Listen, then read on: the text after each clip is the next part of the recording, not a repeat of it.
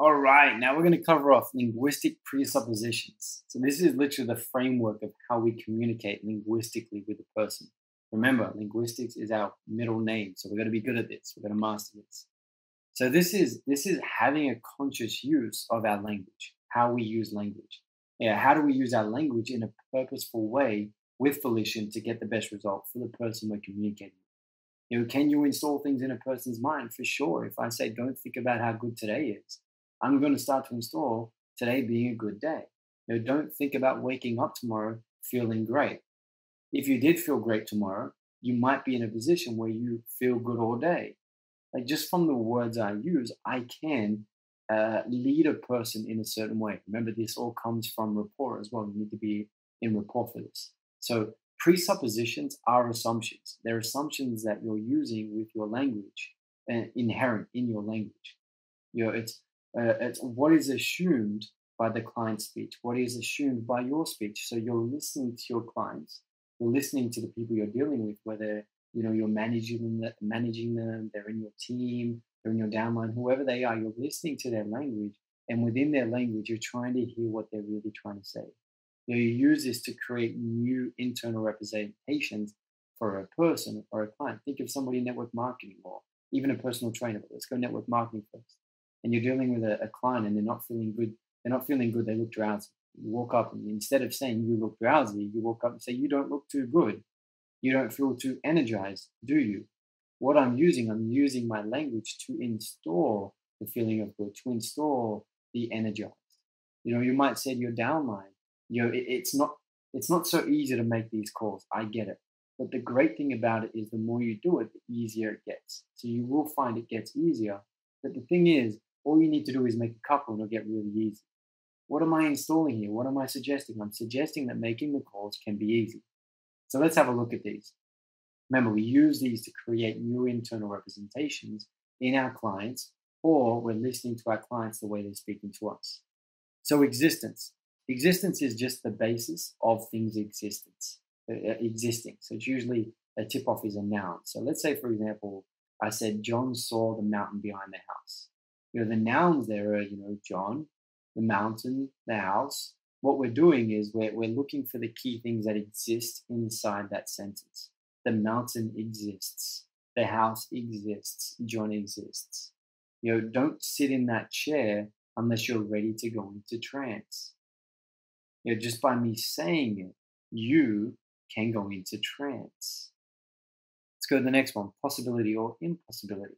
The tip off here are model operators. I'm going to go through more of them later, like could, shoulds, woulds, musts, have to, need tos. But let's say this. John realized how easy it would be to climb the mountain behind the house. By now, he should have realized it has already been done. So the key word there is should. By now, he should have done that. You should understand this is quite easy to go through. But it's a necessity that you get through it.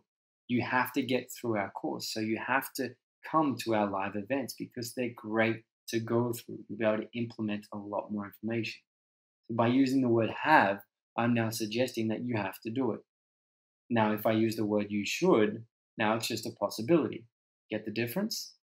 Cause and effect. So cause and effect, their tip-offs are like makes, it could be because, if-then type statements. Let's go this one. John was watching a tremendous storm outside his window, which caused him to notice the mountain behind the house. Don't sit in this chair because it's the trance chair. This is a great way of linking things. The because frame is amazing. A great thing in influence is when you say because, people usually, it's like a little thing inside them that says, oh, I need to listen here. This is a really good thing to listen to because it could deliver great results for you.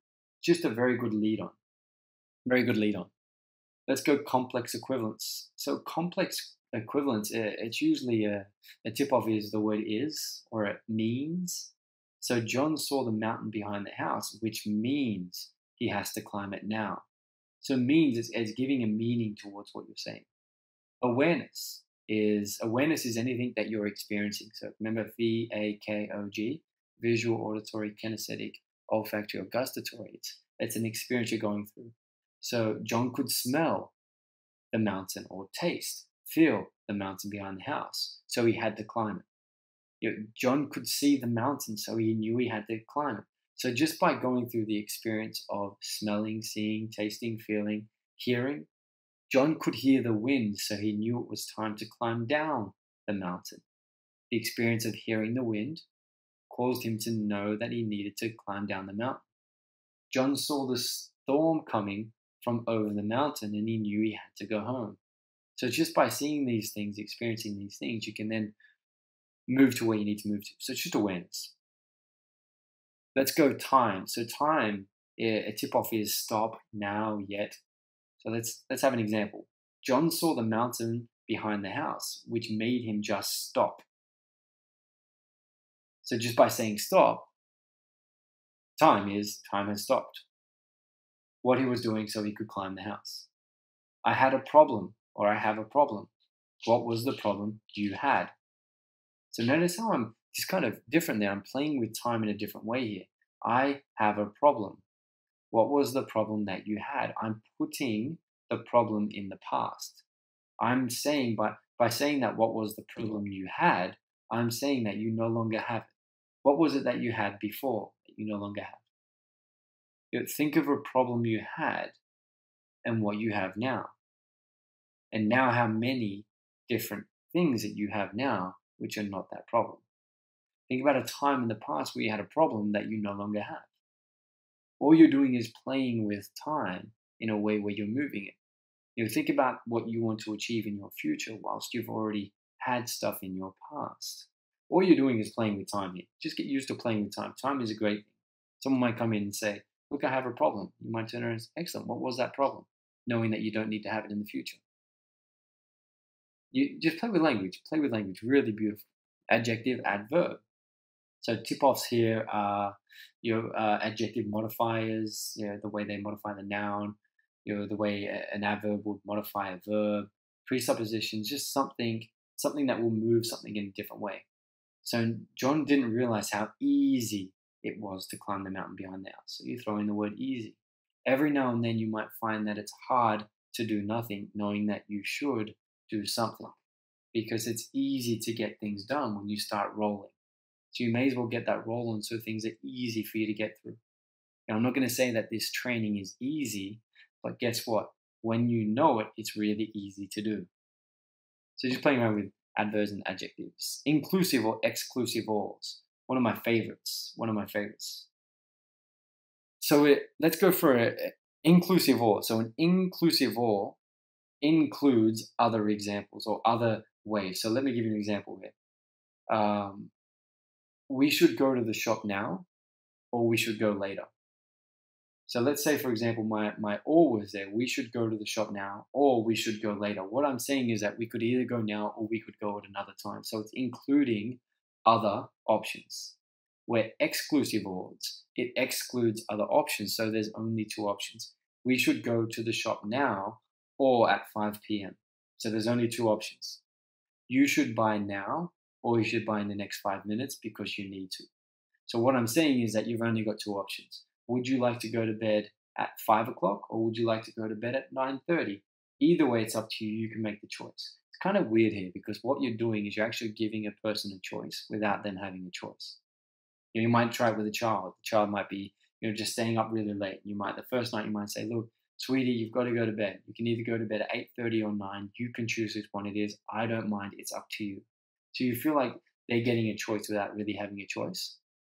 Or if you said to them, honey, you could go to bed at 8:30 or later, you're actually giving them now the option to go to bed wherever they want. So you want to be very careful with that one, especially as a parent. If they're not your child, have fun. The big thing here is you can use this in many areas. Would you like to sign the paperwork now, or would you like to sign it later? Would you like to use my pen or your pen? You can really use this in many ways to be able to give the illusion of choice without having a choice. You find a lot of politicians do this, and they're really good at it, great at it. And you know what? They should be. And then you've got last one is ordinal. So with ordinal, it's just a list of something. So, John wanted to climb the mountain. But to get there, he first had to go to the shops. After he went to the shops, he then had to come home and drop off the shopping. so then he could climb the house. I'm giving a list of things that he had to go through in order to do something. You might know that firstly, you need to do this. Secondly, you need to do that. Thirdly, you need to do this, and then you will get that result. If you want to be successful, you want to be able to understand the processes and tools of NLP. Then you want to be able to implement them in your life and use them. Then you want to be able to take action, massive action, to get the results you want to get. So you're giving a list of what things go through. So that's linguistic presuppositions. Very big part of your language. Starting to really get into stuff here. That's a big part of your language. Understand it, know it. You may already know this, you may not. Either way, get to know this really well so you can use it consciously to then embed it to use it unconsciously.